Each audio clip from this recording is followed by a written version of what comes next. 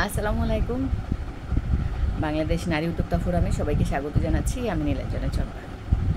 গতকাল এক আপা একটু হেউ করে কথা বলল। আমি তাকে কিছু বলেছিলাম। আমি তাকে বলেছিলাম কেন সেটাও বলি।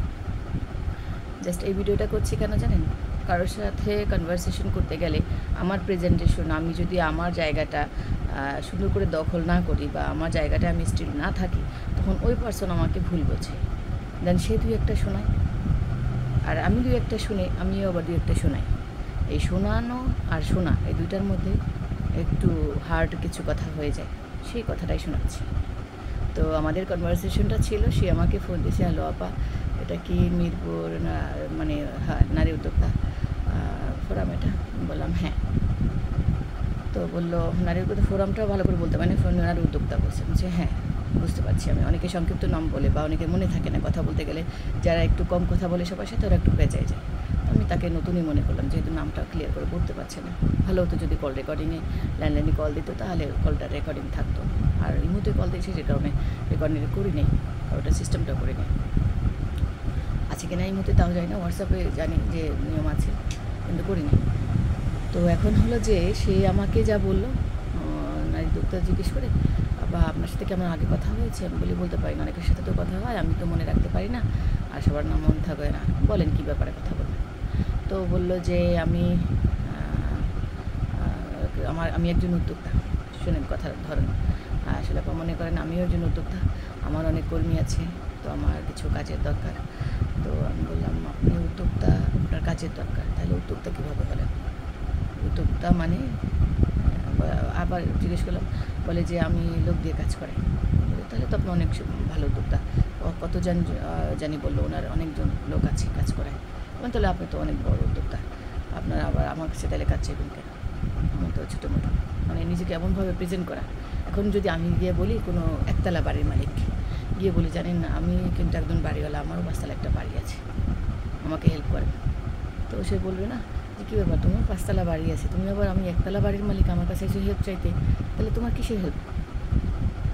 এখন সে মনে করেন বলল যে আমি বিদেশ থেকে বিদেশের সাথে ইম্পোর্টের বিজনেস আছে, আমার এমুক আছে তমুক আছে, আমি অমুক জায়গা বড় প্রতিষ্ঠানের নাম বললো, সেখান থেকে পড়াশোনা অমুক তমুক। তাহলে সেই ব্যক্তি বলবে না কী ব্যাপার, তাহলে আপনি আমার কাছে কেন আসছেন? ও তো অনেক বড়। হ্যাঁ, তো আমি এইভাবে বলেছিলাম যে সবাই বললো সে গার্মেন্টসের ইম্পোর্টের বিজনেস করে, তো অনেক বড় উদ্যোক্তা, বলে অনেক বড় বিজনেসম্যান, তাহলে আপনি আমার কাছে কেন? তো বললো আমি কীভাবে কাজ দেবো আপনাকে?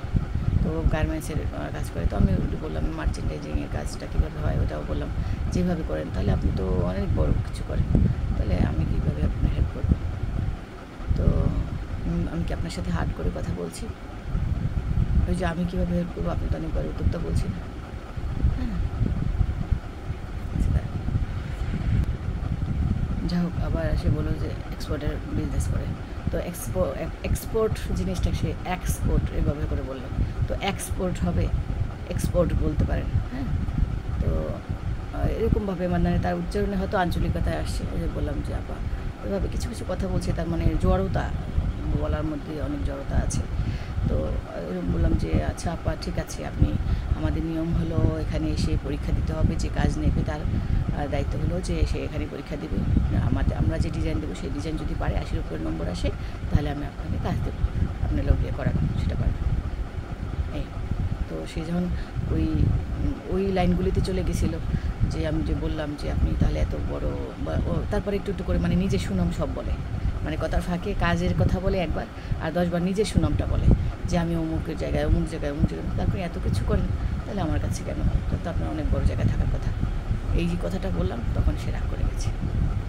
তারপর আমিও বুঝতে পেরেছি যে আমি এটাকে হার্ট করেছি, এটা বলা ঠিক হয়নি। তো আমি বললাম আপা আমি কি হার্ট করে কথা বলছি? আমি নমনীয়তা দেখাচ্ছিলাম, আমার ভদ্রতা দেখাচ্ছিলাম। ওমা, সে সত্যি সিরিয়াসলি নিয়ে নিয়েছে, এটা সিরিয়াস নিয়ে নিয়েছে। সিরিয়াস নিয়ে বলতেছে হ্যাঁ এইভাবে কথা বলবেন, আপনি আসলে এইভাবে ছোটো করতে পারেন না, আপনি জানেন আমি কি, আমার এত বড় অফিস আছে, আমার অমুক আছে তমুক আছে। হ্যাঁ, আপনি মানে এরকমভাবে, আচ্ছা আপনি যখন অনেক কিছু বলে, আমি তো আপনাকে পরীক্ষা করতে যাচ্ছিলাম, বলে এটা তো বিশাল অন্যায়। দেখেন নিজের পায়ে নিজে কুড়াল কীভাবে মারে, বলে আমি আপনাকে পরীক্ষা করতেছিলাম। আপনি আমাকে পরীক্ষা করার কি ভাই? আপা আপনি আমাকে কেন পরীক্ষা করবেন? আপনি নিজেই মনে করেন অনেক বড় প্রতিষ্ঠানের মালিক, আপনি একটা ছোট্ট প্রতিষ্ঠানের মালিককে গিয়ে আপনি তাকে নানা রকম উদ্ভট কথাবার্তা বলবেন, নিজের প্রচার করবেন, নিজের দাম দেখাবেন, তাহলে আপনাকে সেটা কে বলেছে, কে দায়িত্ব দিয়েছে, কে অধিকার দিয়েছে? আপনি জানেন এটা কত বড় অন্যায়? কাউকে সেদে গিয়ে ইনসাল্ট করা, কাউকে সেদে গিয়ে ছোট করা, তা কাউকে সেদে গিয়ে নিজের বিস্তারিত নিজের সম্পর্কে বেশি বড় বড় কথা বলা, এটা যে কত বড় অন্যায় জানেন? তাহলে সেই মানুষটা কীভাবে বিজনেস করবে? মেয়েরা মার্চেন্ডাইজিং করে, মেয়েরা যে মার্চেন্ডাইজিং, সরি মানে কথাটা আমারও ভুল হয়েছে, যে মেয়েরা যদি আসে এই যে কোথাও কোনো গার্মেন্টসের সাথে ইম্পোর্টের বিজনেস করে মেয়ে মানুষ, সে বলে প্যান্ট শার্ট গেঞ্জি এসবে করার অভিজ্ঞতা আছে। প্যান্ট শার্ট গেঞ্জি আমি কীভাবে করাবো আপনাকে দিয়ে? আর এগুলো তো গার্মেন্টসের কাজ, এগুলো তো গার্মেন্টসে করাবে, গার্মেন্টসে যে মজুরি নেবে আমরা কি সেটা পারবো?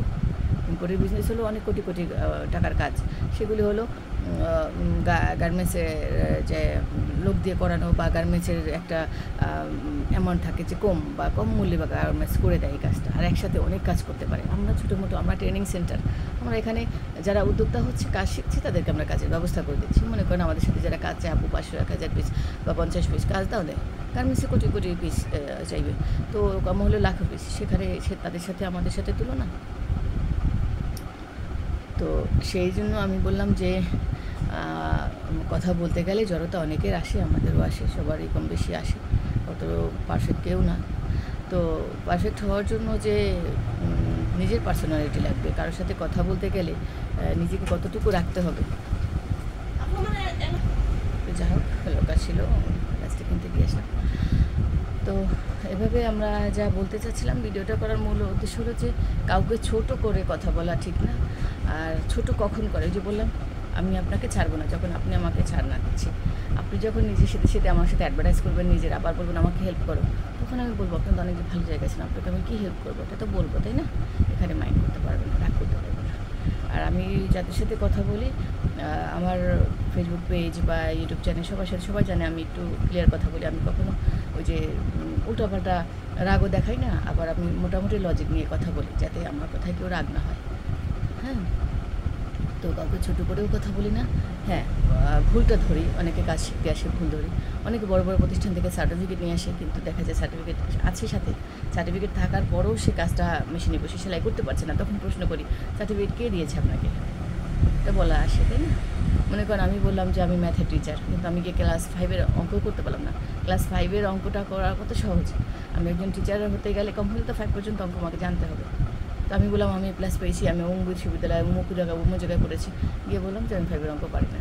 আপনি ইন্টারভিউ নিলেন, দেখলেন পারি না, তা বলবেন না যে কি আপনাকে সার্টিফিকেট দিয়েছে, কোথা থেকে পড়ে আসছেন, কীভাবে বলেন? প্রশ্ন আসবে না? তখন আমি যদি বলি আমাকে হার্ড করলেন কেন, আমাকে ছোটো করলেন কেন, তাহলে কি এটা ছোটো হলো? এটা সত্য কথা হলো। তো সত্য কথা একটু তেতো বেশি হয়, ঠিক আছে? তো তেতোটা মানতে শিখুন, সবাই সবাইকে সম্মান করতে শিখুন। আপনি সম্মান করবেন, দেন সম্মান পাবেন। আর কারোর সাথে ছদ্মবেশে কথা বলা, ছদ্মবেশে তাকে অনেক ইনফরমেশন জানতে চাওয়া বা বুঝতে চাওয়া, বা তার কাছ থেকে কিছু আদায় করতে চাওয়া, এটা কিন্তু একটা বোকামি। কারণ ওই পারছেন কিন্তু বুঝতে পারছে, আজকে না হোক কালকে বুঝতে পারছে যে আপনি তাকে বোকা বানাচ্ছেন বা ছদ্মবেশে অনেক কিছু ইনফরমেশন নিতে যাচ্ছেন। এটা একমাত্র আইন বিভাগে যারা আছে, পুলিশ এটা করে, ডিটেকটিভ যারা আছে তারা করে, হ্যাঁ, যারা আইনের আছে, যেমন আমি আসামি, আমাকে ছদ্মবেশে সে ধরতে পারে।